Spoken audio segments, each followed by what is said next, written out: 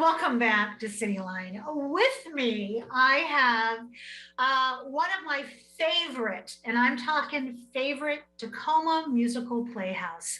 Nothing makes me happier than a musical. I admit that freely. You can joke about it all you want.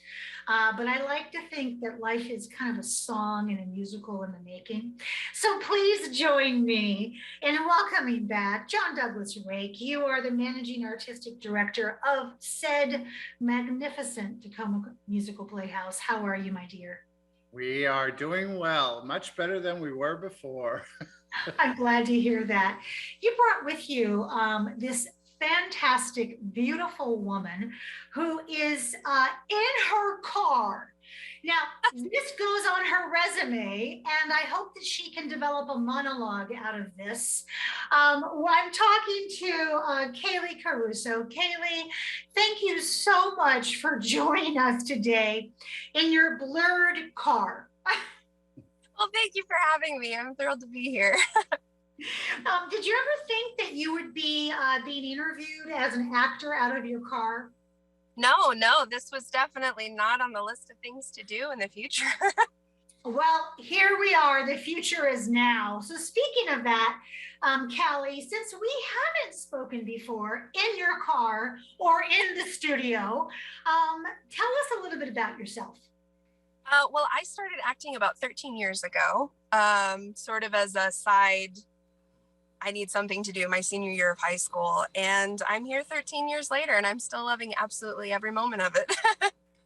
I love that. So if you hadn't said high school, I was going to say, so you were born acting, but obviously you're older than 13. And we're going to get into more of what you are doing with Tacoma Musical Playhouse.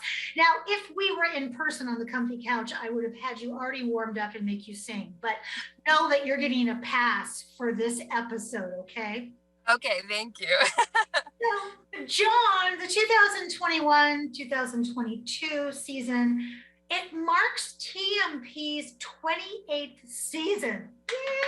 Yes, it does. I wish I had that David Letterman applause box that I could hit the button on.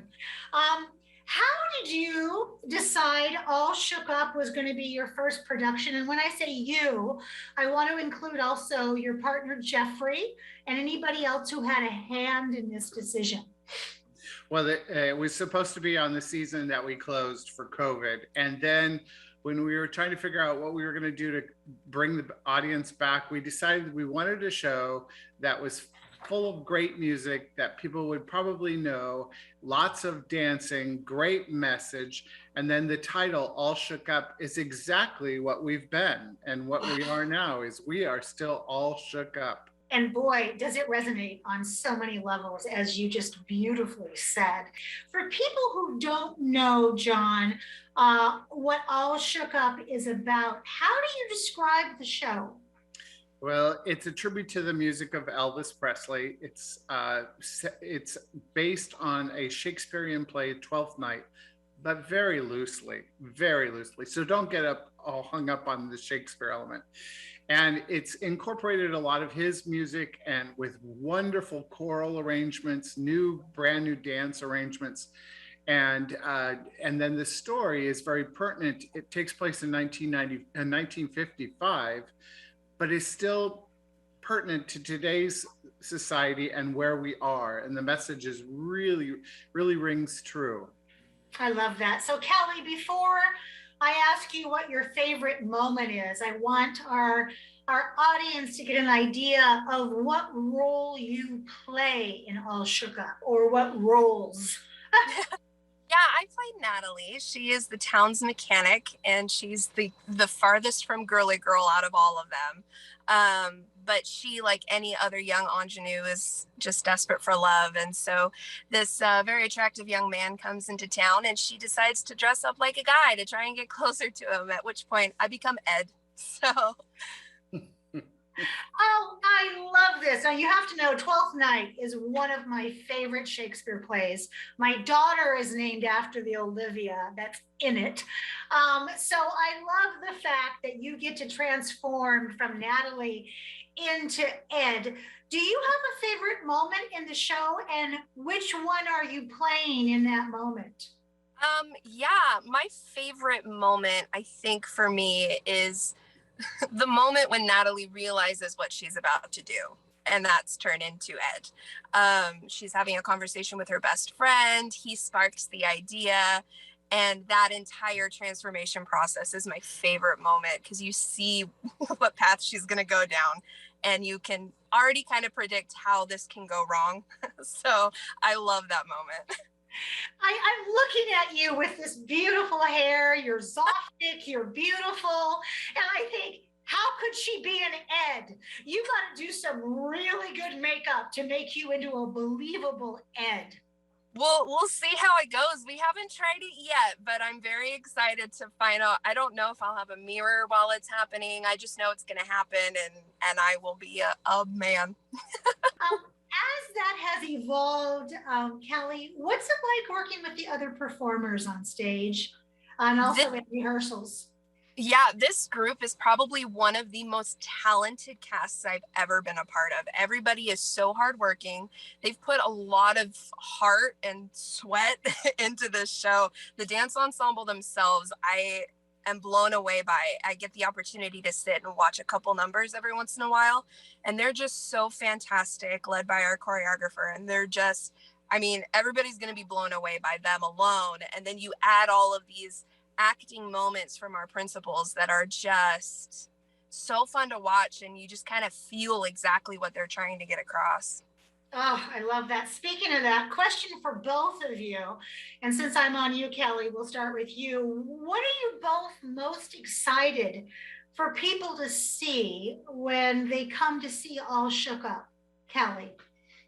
I have a combination. I have two. So the dancing, for one, I think that will blow everyone out of the water.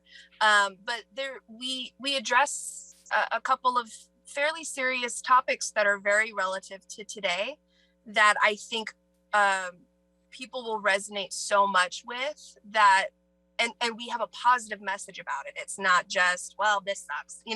I think that people are really going to connect with that particular topic and say, yes, like they're going to see that we're pushing for a better tomorrow, as opposed to being stuck in the past, which is kind of where a lot of people tend to be nowadays. I love that. And it's so true to William Shakespeare and his genius. It's timeless in terms of his messages. John, what are you thinking in terms of your favorite moments that you want people to see? I love the ending of Act One. It's his song Can't Help Falling in Love. And it's an incredible choral, and everybody is in it and takes part in it and kind of professes their love. And it's just a wonderful moment to end with Act One.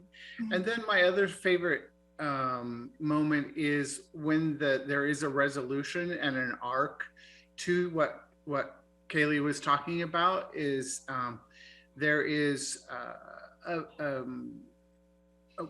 way that people can see that this person has really made a choice and then decided that choice was not right, and has a great arc. And it's all love. It's all about love. I love it. Oh, I'm there. I am there. Fifth row center. I'm there. Socially distanced. So, Kelly, what is your favorite number to perform? Because we're gonna hold you to this. My favorite number to perform is Blue Suede Shoes. I'm kind of obsessed with that one. It's very exhausting, and I'm dripping sweat at the end of it, but it's so worth it because it's so much fun. Well, and everybody needs to remember Blue Suede Shoes if we remember anything. John.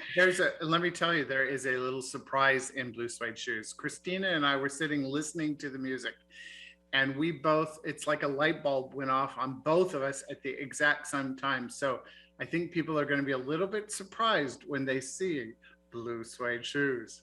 I love that. Let's talk about, John. TMP is doing a special event with my other favorite theater, Tacoma Little Theater this season. You guys are such great collaborators. It's called All Together Now. When is this happening and what is it? It's November. It's in November 10th, 11th, and 12th, I think. It's happening here at TMP, but we are collaborating with TLT and we're sharing talent and musical numbers. And what this Music Theater International company is, a licensing company, and they took some of the favorite songs from some of the different shows and asked the composers if we could put it together as a review. And then they licensed it out to the theaters for free. And it includes all of the support with production for anywhere from the orchestrations to the music. And it's supposed to help us raise money and get back on our feet from this horrible COVID. And we're really excited about putting it together with both our theaters, because we do share a lot of talent, but then there's also new talent at each theater. And so I think our audiences are just gonna love it. Oh, how could they not? I mean, it's kind of like, it's like peanut butter and jelly. They always go together. TMP and TLT always goes together. Right. John, this is back to school week. Kids are back in school, and that means that there's educational programs at Camp TMP. Yes.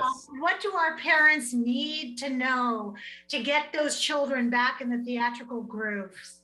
We have after school academy starting and a homeschool academy starting, and those are starting up really shortly here.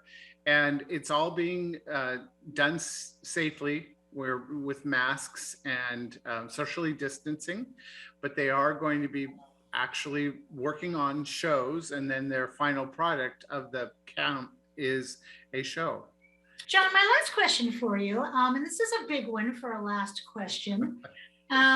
You and Jeff founded TMP. How do you envision TMP this season, since we're now into a variant that none of us saw coming? And how do you envision it into the future?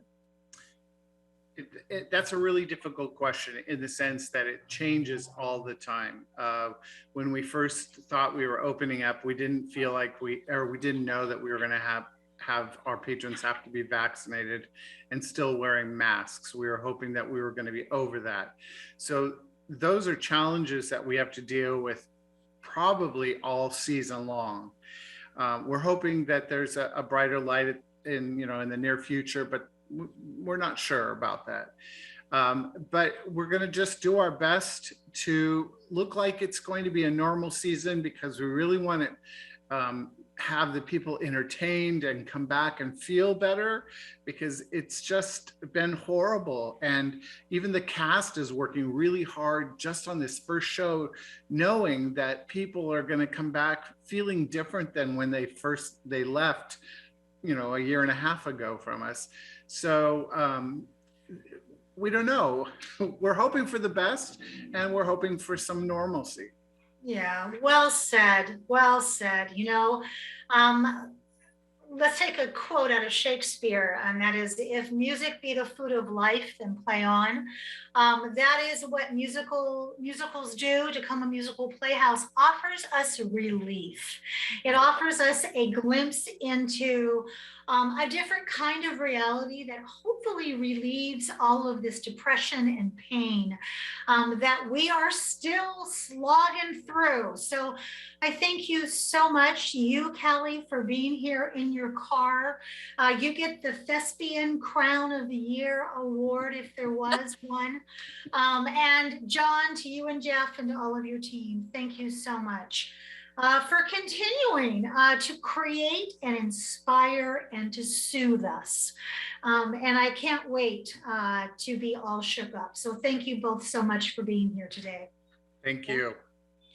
Well, that wraps up another great segment of Cityline. It is always a pleasure and a privilege to be in your home. We've given you some really great things to think about in this past hour, but above all, remember, vax up, mask up, and keep yourself socially distanced. We can get through this. as long as we continue to follow the science and also continue to check in on each other. And when you do all of that, come on back to Cityline. I'll be waiting for you right here. Take care.